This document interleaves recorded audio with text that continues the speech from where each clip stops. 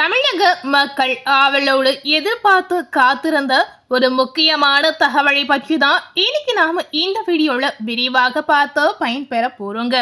அப்படி என்ன ஒரு தகவலை தமிழக மக்கள் எதிர்பார்த்து காத்து இருந்தாங்க அப்படின்னு கேட்கும் பொழுது, கண்டிப்பா நகை கடன் தள்ளுபடி சார்ந்த விஷயத்த மக்கள் ரொம்ப ஆவலோடு எதிர்பார்த்து காத்திருந்த ஒரு விஷயமாக பார்க்கப்படுகிறது. ஸோ மக்கள் இந்த ஒரு மாற்றமானது எப்போ நடக்கும், இந்த ஒரு விஷயம் எப்போ நம்மளுடைய நடைமுறைக்கு வரும் என்று எதிர்பார்த்து இருந்தாங்க. அதாவது கூட்டுறவு வங்கிகளில் நகைக்கடன் தள்ளுபடி யாருக்கெல்லாம் கிடைக்க போகிறது, குறிப்பாக இவர்களுக்கெல்லாம் கிடைக்காது அப்படின்னு சொல்லியிருக்காங்க.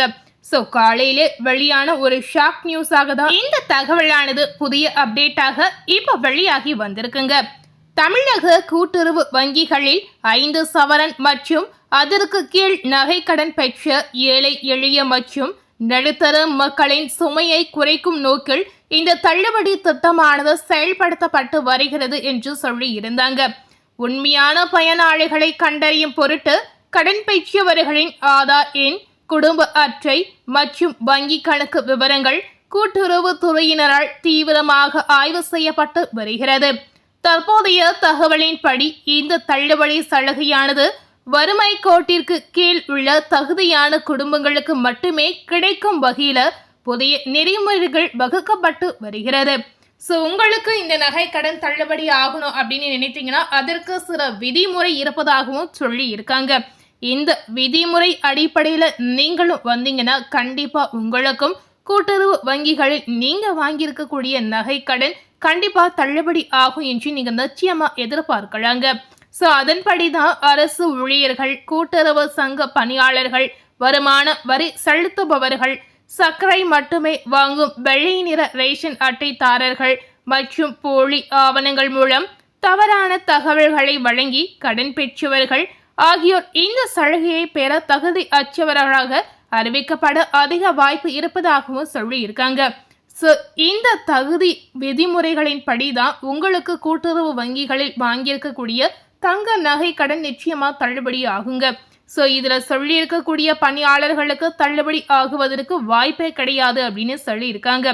அது மட்டுமில்லாமல் ஒரே குடும்பத்தில் பல கூட்டுறவு சங்கங்களில் கடன் பெற்றவர்கள் மற்றும் விதிமுறைகளை மீறியவர்கள் முழுமையாக நீக்கப்பட்டு தகுதியான பயனாளிகளின் இறுதி பட்டியல் இறுதி செய்யப்பட்டு வருகிறது. இது குறித்த முறையான புதிய தகுதி விதிமுறைகள் மற்றும் அதிகாரப்பூர்வ அறிவிப்பை தமிழக அரசு அரசாணையாக விரைவில் வெளியிடும் என எதிர்பார்க்கப்படுகிறது. ஸோ இந்த ஒரு விஷயம்தான் மக்கள் ஆவலோடு எதிர்பார்த்து காத்திருந்த ஒரு முக்கியமான தகவலாக பார்க்கப்படுகிறது. இந்த கூட்டுறவு தள்ளுபடியானது யாருக்கெல்லாம் பொருந்தும் என்ற சந்தேகம் நிறைய மக்களுக்கு இன்றைய அளவும் இருக்கிறது. அதாவது நாம 5 பவுனுக்கு குறைவாக தங்க நகை கடன் வாங்கியிருந்தா கண்டிப்பா இந்த தள்ளுபடி திட்டமானது நமக்கு பொருந்தும் அப்படின்னு சொல்லி இருக்காங்க.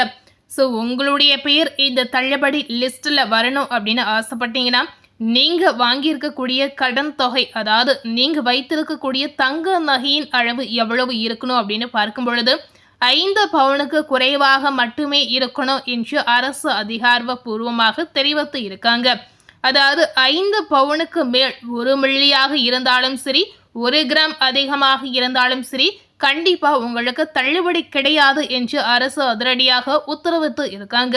ஸோ இந்த திட்டத்தின் மூலம் பார்த்தீங்கன்னா ஏற்கனவே தள்ளுபடி செய்திருக்கக்கூடிய நகை கடன் பட்டியலில் நிறைய மக்கள் பயனடைந்து வந்தாங்க. அதாவது உங்களுடைய தகுதி வரம்புகள் சரியாக இருக்கும் பொழுது கண்டிப்பா எந்த அடிப்படை நோக்கிலும் இல்லாமல் உங்களுக்கு உறுதியாக தள்ளுபடி ஆகும் என்று நாம சொல்லலாங்க. நீங்க ஏதாவது கோல்மால் செய்து இருந்தாலும், உங்களுடைய ஆவணங்கள் போலியாக இருந்தாலும் தள்ளுபடி ஆகுவதற்கான ஒரு சூழல் கட்டாயம் உங்களுக்கு கிடைக்காது அப்படின்னு சொல்லியிருக்காங்க. ஸோ உறுதியா நீங்க கண்டிப்பா நல்ல ஒரு முறையில நீங்க தங்க நகை கடன் வாங்கியிருந்தா கண்டிப்பா உங்களுக்கு தள்ளுபடி ஆகும் என்று நீங்க நிச்சயமா எதிர்பார்க்கலாம். இந்த தள்ளுபடினால பார்த்தீங்கன்னா நிறைய குடும்பங்கள் இன்றைய அளவும் பயனடைந்து வருவாங்க.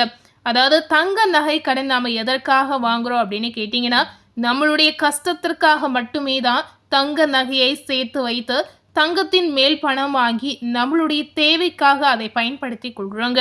அதாவது நம்மளுடைய வாழ்க்கைக்கு என்ன தேவை அப்படின்னு பார்த்தீங்கன்னா பணத்தின் தேவை இன்னைக்கு ரொம்ப அதிகமாகவே இருக்கிறது.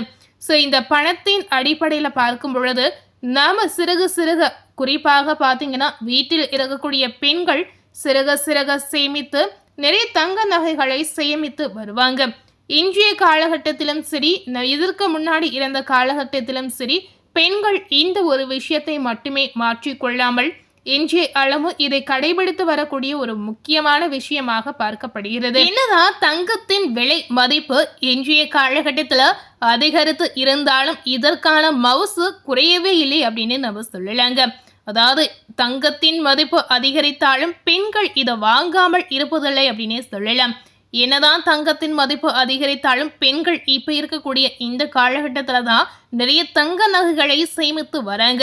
எப்படி சேமித்து வராங்க என்று கேட்டீங்கன்னா, சீட்டை போட்டு சிறுக சிறுக சேமித்து அவர்களுக்கு தேவையான தங்க நகைகளை வாங்கி கொண்டு பயன் அடைகிறாங்க.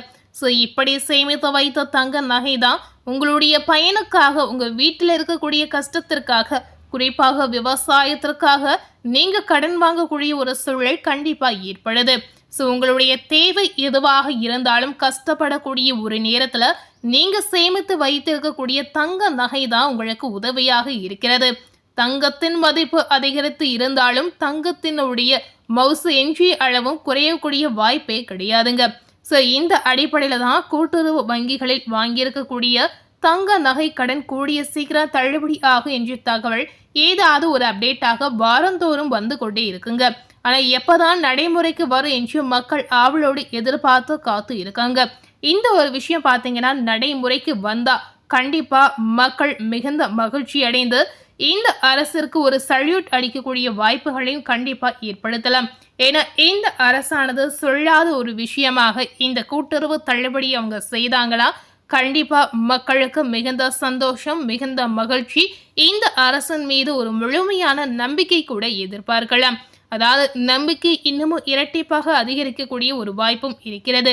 ஏற்கனவே மக்களுடைய கோரிக்கையை ஒவ்வொன்றாக நிறைவேற்றி வரக்கூடிய ஒரு அரசாக இப்ப இருக்கக்கூடிய இந்த அரசாங்கம் செயல்பட்டு வருகிறது.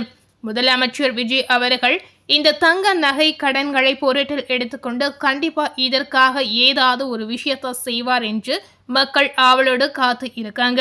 ஸோ என்ன நடக்க போகிறது என்பதை நம்ம பொறுமையாக வெயிட் பண்ணி பார்த்து தெரிந்து கொள்ளலாம். மேலும் இது போல ஒரு புதிய தகவலை தெரிந்து கொள்ளணும் அப்படின்னு நினைத்தீங்கன்னா மறக்காம நம்ம சேனலை சப்ஸ்கிரைப் பண்ணி பக்கத்தில் இருக்கக்கூடிய பெல் பட்டனையும் மறக்காம ப்ரெஸ் பண்ணிடுங்க.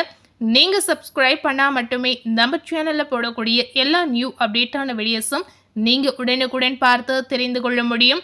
ஸோ மறக்காம உங்களுடைய பேர் இந்த லிஸ்ட்ல இருக்கா இல்லையான்னு கண்டிப்பா தெரிந்து கொண்டு பயன்பெறுங்க. தேங்க்யூ.